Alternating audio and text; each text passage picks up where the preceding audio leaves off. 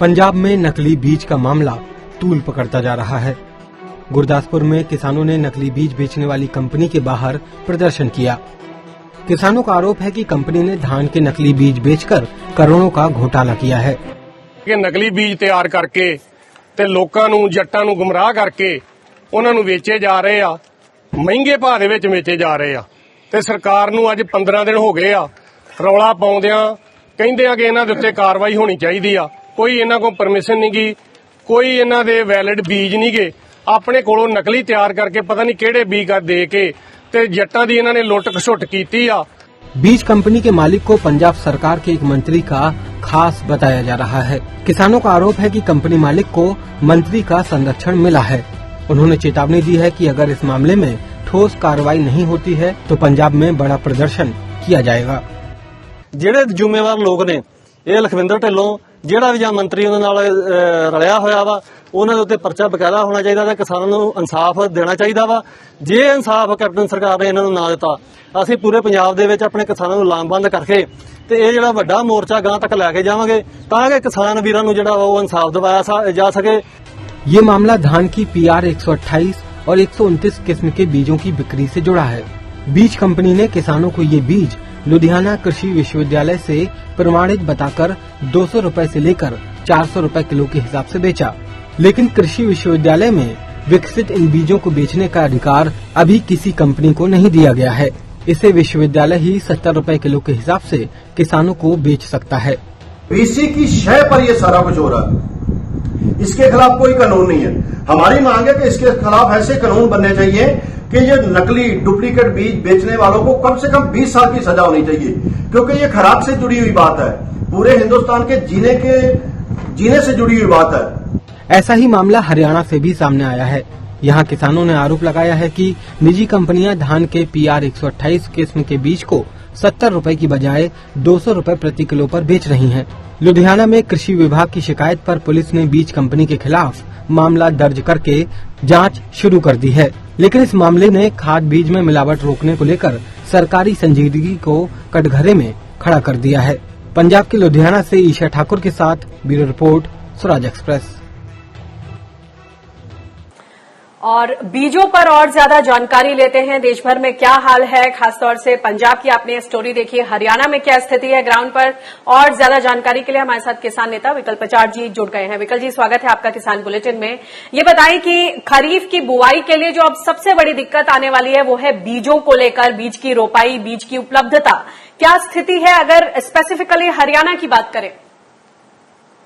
हरियाणा और पूरे देश में कोरोना एक महान संकट काल की तरह किसानों पर है, जहां एक तरफ पूरे भारत में रबी की फसलें जो गेहूं, चना, सरसों, इनकी पेमेंट किसान को नहीं हो पाई, दूसरी तरफ लेबर जाने के कारण और कोरोना काल के कारण बीजों के रेट एकदम पूरे भारत में बढ़ा दिए गए। लगभग 2 गुना से 3 गुना बीजों के रेट हरियाणा, पंजाब, मध्य प्रदेश, कहीं छत्तीसगढ़, कहीं की बात कर लीजिए, धान का बीज किसान को महंगा मिल रहा है। दूसरी एक अचानक जो हमारे सामने दिक्कत आई है, जो हमारे शरीर का एक अंग था, किसान और मजदूर बिल्कुल ऐसे थे जैसे नाखून और चमड़ी का रिश्ता होता है।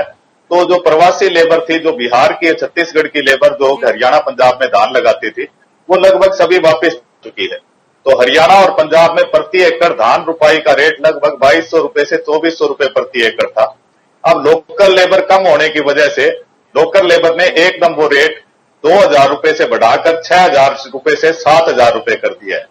यदि यही रेट 6000 रुपए से 7000 रुपए किसान सिर्फ धान की रुपाई का देता है तो उसे उस फसल में कोई बचत नहीं रह जाएगी। महंगा बीज लेकर और महंगी धान रुपाई में महंगी लेबर देने के बाद किसान के लिए धान की फसल घाटे का सौदा बन जाएगी। तो इसके ऊपर हमारे पंजाब के कुछ साथियों ने, कुछ ग्राम पंचायतों ने, सरकार इसमें हस्तक्षेप कर रही है या नहीं?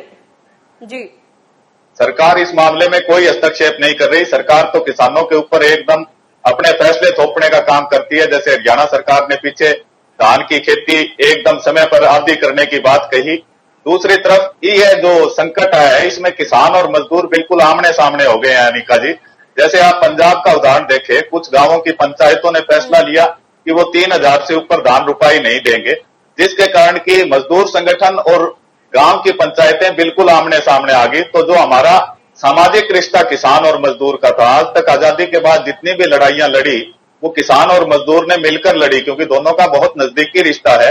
लेकिन इस आपातकाल में सरकार को तुरंत चाहिए कि सरकार जो है वो मनरेगा लेबर को धान रुपाई के अंदर लगाए और मजदूरों को मनरेगा लेबर के साथ साथ किसान भी मजदूरी देने को तैयार है, लेकिन वो 7,000 रुपए प्रति एकड़ या 6,000 रुपए प्रति एकड़ धान की रुपाई नहीं दे सकता। इसके लिए जो भी प्रदेश की सरकारें हैं, जैसे धान मुख्य रूप में हरियाणा, पंजाब, छत्तीसगढ़ की मुख्य फसल है, तो वहां की सरकारों को तुरंत इस मामले में हस्तक्षेप करके किसान को इस घाटे के सौदे से बचाना चाहिए।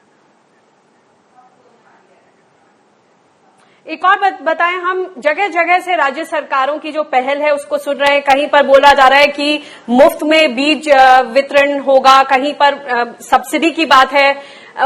इधर हम उत्तर प्रदेश में सुन रहे हैं कि सरकार ने अपने हिस्से की जो राज्य सरकार की जो सब्सिडी है के बीज पर उसको हटा लिया। क्या स्थिति है इस वक्त, क्या होना चाहिए और क्या हो रहा है? देखिए अनिका जी, कोरोना संकट में जहां राज्य सरकारें अपना सारा घाटा जो है वो व्यापारियों से निकालने के बजाय किसानों के ऊपर उमड़ रही है, जैसे कि मध्य प्रदेश में बोनस का कटना, पुराने सोयाबीन के बीज एकदम बेच देना, हरियाणा के अंदर पेमेंट को लेट करना, उत्तर प्रदेश के अंदर सब्सिडी वापस लेना, राजस्थान में सरकारी खरीद शुरू ना करना, यानी अपने इनकम को बचाने के लिए जो सारा नुकसान है वो किसान के मत्थे पर सारी राज्य सरकारें एक एक करके, कोई भी राज्य सरकार पीछे नहीं है, कोई भी राज्य सरकार पूरे देश में ऐसी नहीं है जिसने कोरोना काल में किसान की मदद की हो। आज किसान को लूटने के लिए जितने इनके पास साधन थे, किसान को जो सुविधाएं मिल रही थी इस कोरोना काल से पहले, उन सुविधाओं में लगातार कटौती हुई है। तो ऐसे समय में जो महत्वपूर्ण कोरोना युद्ध है, जिसके कारण आज भारत का हर एक आदमी पेट भर के खाना खा रहा है, उसके प्रति राज्य सरकारों का जो रवैया है वो बिल्कुल संवेदनहीन है और इसकी हर प्रकार से निंदा करनी चाहिए। सरकारों को इस समय घाटे फायदे ही नहीं सोचने चाहिए। तो देश की सबसे बड़ी आबादी है किसान और मजदूरों की, उनके बारे में सोचकर उनके लिए नीतियां बनाई जानी चाहिए।